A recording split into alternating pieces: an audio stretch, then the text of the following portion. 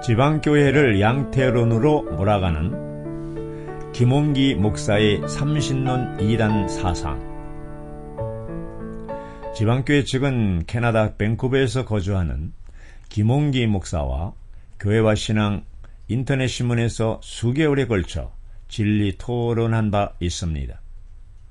그런데 김 목사는 이와 별도로 유튜브를 통하여 지방교회 측이 양태론을 가르친다고 공격하는 동영상을 올려놓았습니다.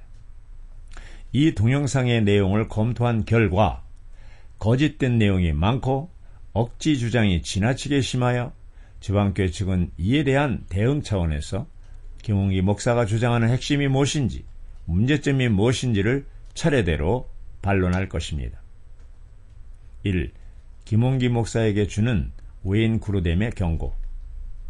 김홍기 목사도 자주 인용하는 복음주의 신학자인 외인 구루됨은 하나님이심을 무시하면서 지나치게 셋을 강조하는 김홍기 목사 같은 복음주의자들에게 다음과 같이 경고하고 있습니다. 오늘날의 많은 복음주의자들은 무의식 중에 삼신론적인 견해를 지향하는 경향이 있어서 성부와 성자와 성령의 독특한 인격성을 인정하지만 나누이지 않는 한 분으로서의 하나님의 통일성을 거의 인식하지 못하고 있다. 김 목사는 우리 본문이 말하는 나누이지 않는 한 분을 분리되지 않은 본성을 의미한다고 주장하고 있습니다. 그러나 만일 누구든지 본성의 분리를 주장했다면 외인 구루됨은 그를 복음주의자라고 부르지 않고 다신론 이단이라고 불렀을 것입니다. 왜냐하면 삼위의 본성이 분리된다고 하는 것은 명백한 이단이기 때문입니다. 대신에 외인 구루됨은 김홍기 목사처럼 분리되지 않는 존재로서의 하나님의 유일성을 소홀히 하면서 김홍기 목사는 이 점을 기회 쓸 때마다 강조한 바 있다. 1. 삼위가 각기 다른 분이다. 2. 그 각 위격이 온전한 하나님이시다 라고 주장하면 3. 결국 새 하나님들을 주장하는 이단이 되고 말 것임을 경고한 것입니다.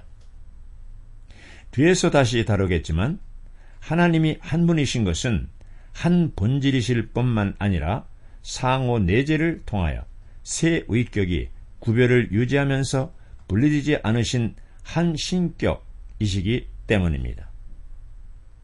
2. 양측 주장의 요약. 김홍기 목사 측. 외인 구루됨의 말을 빌려 새 분리된 위격들을 주장한다. 그 결과 제1격과 3격이 배제된 제2격 아들만 성육신하셨고 역시 제1격과 2격은 배제된 제3격 성령만 위격적으로 내주하신다고 믿는다. 지방교회 측. 페리코레시스 원칙에 따라 삼위께서 동일 본질을 공유하심은 물론이고 더 나아가 새 위격 간의 상호 내재하심을 주장한다. 그 결과 비록 아들 하나님께서 성육신 하셨지만 이분은 제2격이실 뿐 아니라 존재론적으로 구별되나 분리가 안 되시는 성부와 성령께서 포함된 삼위 전체이시며 우리 안에도 삼위 전체가 내주하신다고 믿는다. 즉 어느 한 위격의 오심은 다른 두 위격들의 오심이다. 위에서 보듯이 양측은 분명히 서로 다른 주장을 하고 있습니다. 그리고 이런 차이가 나는 근본 이유는 1. 신격 개념, 2. 상호 내재 개념에 대한 김홍기 목사의 무지에서 비롯됩니다. 이 점은 뒤에서 다시 다루겠습니다. 3. 김홍기 목사 주장의 논리적인 모순점. 시청자들의 이해를 돕도록 편의상 김홍기 목사의 주장 논리와 문제를 제기하는 시각을 함께 대비시키는 방식으로 구성해 보겠습니다. 작은 1. 김 목사의 주장. 그는 외인 구루됨의 말을 인용하여 마태복음 3장 16절 17절에 따라 성부, 성자, 성령은 세 분리된 위격들이시라고 말한다. 문제점. 그렇다면 이분들이 어떻게 여전히 한 하나님이실 수 있는가? 라는 질문에는 작은 이 김 목사의 주장. 세 위격들은 동일 본질을 공유하심으로 한 하나님이시다라고 답변한다. 문제점. 바로 여기에서 문제가 발생한다. 이처럼 경륜적인 삼위일체를 말하는 본문에 대하여 장소적으로 분리된 세 위격들을 강조하면 결국 세 하나님들, 즉 삼신론이 될 수밖에 없다. 웨인 그루뎀은 이런 점을 오늘날의 많은 복음주의자들에게 경고했다. 웨인 그루뎀은 삼위의 본질을 분리시키는 것을 경고한 것이 아니다. 이렇게 질문하면 나오는 반응이 다음 3번이다. 작은 3번, 김 목사의 주장. 세 위격들은 각각 분리되지만 삼위가 각 위격 안에 편재하심으로 문제가 안 된다. 문제점. 그러나 이것은 순환론법에 빠진 억지이다. 그렇다면 어디든지 편재하시는데 성령이 비둘기같이 성자에게로 내려오실 필요가 무엇인가? 또한 성령은 또 다른 보혜사로서 하늘에서 땅으로 보내심을 받으셔야 하는데 위에서 내려오셨던 성령은 언제 다시 하늘로 올라가셨는가? 성경의 주 예수님의 승천은 있어도 성령의 승천을 기록하는 것은 어디에도 없다. 더구나 세 분리된 위격들 사상은 성육신하신 아들께서 여전히 아버지 품속에 계신다. 하늘에서 내려온 이 곧 하늘에 있는 인자 같은 성경 본문을 소화할 수 없다. 여기서 하늘에 있는 인자는 위격을 가리키므로 본질상의 상호내재 혹은 편재와는 무관하다. 4. 김홍기 목사의 삼신론적인 주장의 치명적인 문제점. 그리스도의 부재. 김홍기 목사처럼 삼위일체를 믿게 되면 가장 치명적인 문제점은 사도 바울의 고백처럼 내가 사는 것이 아니요 내 안에 그리스도께서 사신다라고 고백할 수 있는 길이 구조적으로 차단됩니다. 즉 그의 주장에 따르면 삼위 중 제2격만 성육신하시고 인생을 사시고 죽고 부활하신 후 승천하셔서 지금은 저 멀리 하늘에 남아 계셔야 하기 때문입니다. 그러나 성경은 그리스도께서 너희 안에 계신 줄을 스스로 알지 못하면 버리운 자이다.